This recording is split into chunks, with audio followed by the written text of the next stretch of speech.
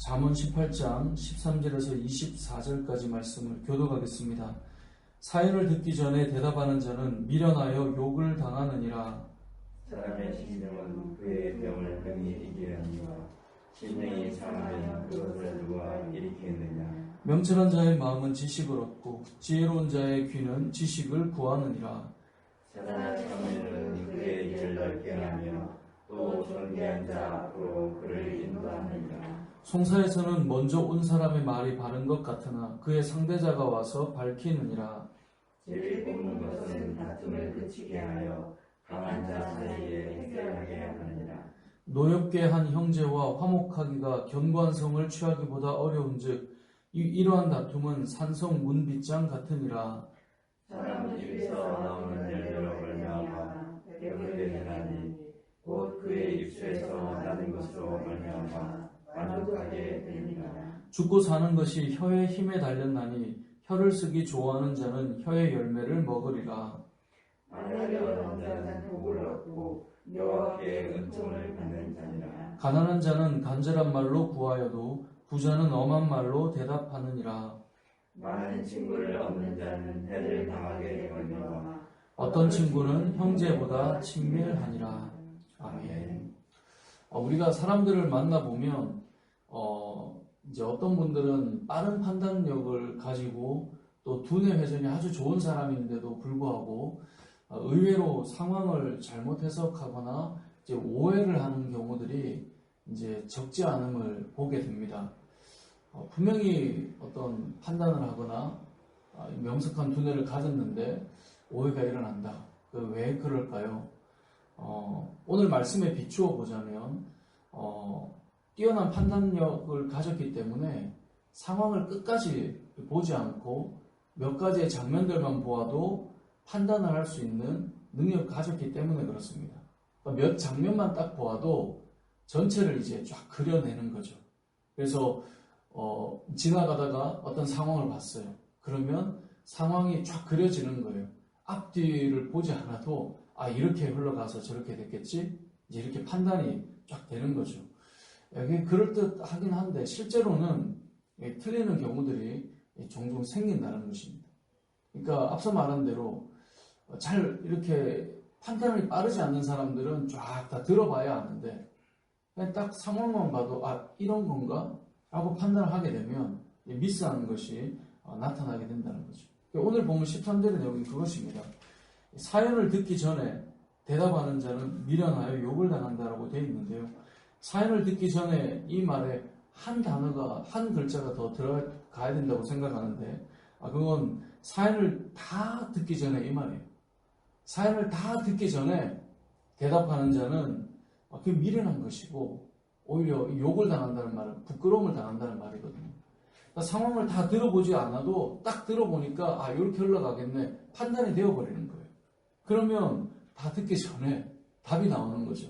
답을 안 하더라도 머릿속에 답이 결정되어 있는 거예요. 지금 딱 보니까 이거구나.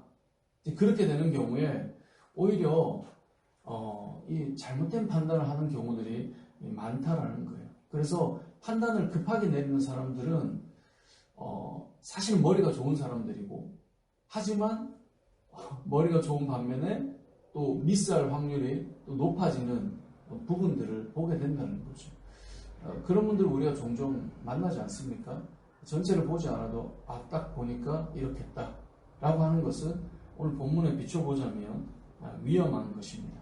말은 끊지 않아도 말을 들으면서 이미 판단이 끝난 채 듣는 경우들 위험하다는 것이죠. 이와 비슷한 맥락 중 하나가 두 사람 사이에 문제가 있을 때 양쪽의 말을 다 들어보지 않고 한쪽의 말만 듣고 판단을 하는 것, 그것 역시 사연을 다 들어보지 않는 것과 같은 겁니다. 왜냐하면 두 사람의 상황을 모르고 한쪽만 듣고 판단하니까요. 오늘 본문 이 17절에 뭐라고 말합니까? 송사에서는 먼저 온 사람의 말이 바른 것 같으나 그의 상대자가 와서 밝히느니라. 이게 얼마나 맞는 말입니까? 어떤 판결을 해야 되는 문제에서 먼저 그 사람의 이야기를 들으면 그게 맞는 것 같아요.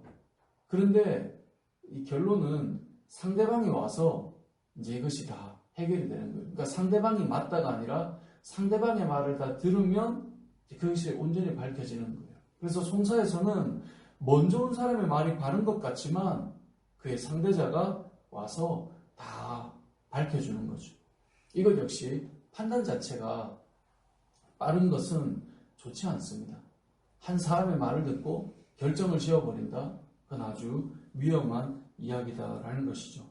그래서 오늘 말씀을 통해 우리가 첫 번째 기억해야 될 메시지는 우리가 아무리 판단력이 뛰어나고요. 딱 보면 알겠다라고 하는 수많은 경험을 가진 지혜자라 하더라도 다 들어보지 않고 판단을 하면 오히려 위험할 수 있다는 것을 우리가 기억해야 된다는 거죠. 그래서 듣는 중에 판단하지 않는 것, 그리고 한쪽의 이야기만으로 판단하지 않는 것, 그것이 지혜다라는 것을 오늘 우리는 말씀을 통해 알 수 있습니다. 하나님의 말씀을 들을 때도 마찬가지입니다. 하나님의 말씀을 들을 때도 들으면서 이미 결정이 되어버리는 경우들이 많습니다. 그런데 그것이 아니라 하나님께서 주시는 말씀이 무엇인지 끝까지 우리가 잘 들어보는 것이 중요합니다. 그런데 경험이 많고 판단이 빠를수록 그게 살면서 점점 그렇게 되죠. 그게 지혜자의 모습인데요. 그러다 보니 위험해지는 겁니다. 결정해놓고 우리가 받아들이는 것. 그 부분을 주의해야 된다는 것이죠.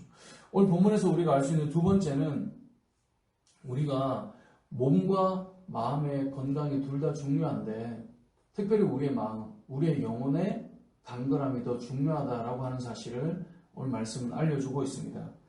우리가 14절 말씀을 같이 한번 읽어보겠습니다. 시작.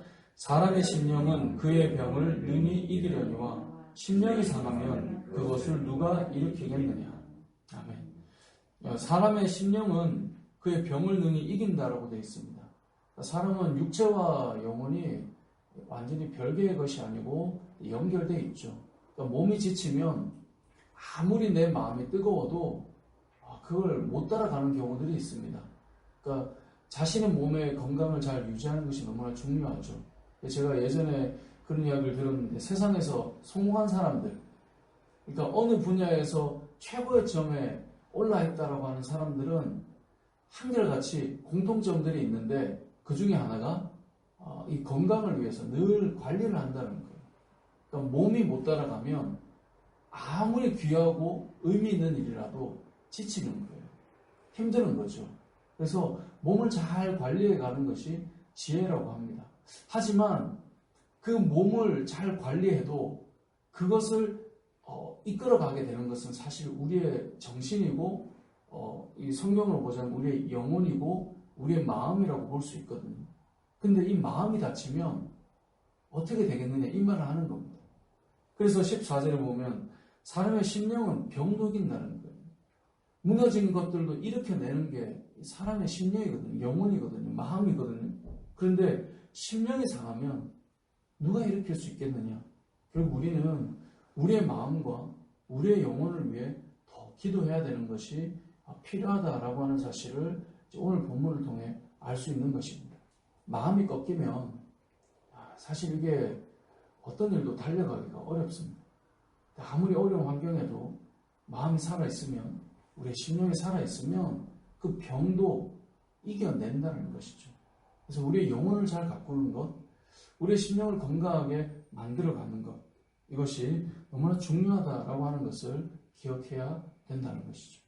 마지막으로 하나 더 오늘 말씀에 이 제비 뽑는 것에 대한 말씀이 나옵니다. 18절에 보면 제비 뽑는 것은 다툼을 그치게 한다라고 말씀하고 있습니다. 그래서 강한 자 사이에 문제가 해결된다는 거예요. 우리가 어떤 문제를 해결할 때 제비 뽑는 것의 의미는 무엇입니까? 제비는 다른 누군가의 힘이 작용하지 않는 것이 제비를 뽑는 의미입니다. 그러니까 누군가의 힘이 작용하면 항상 문제들이 일어날 수 있습니다. 다툼이 일어날 수 있어요.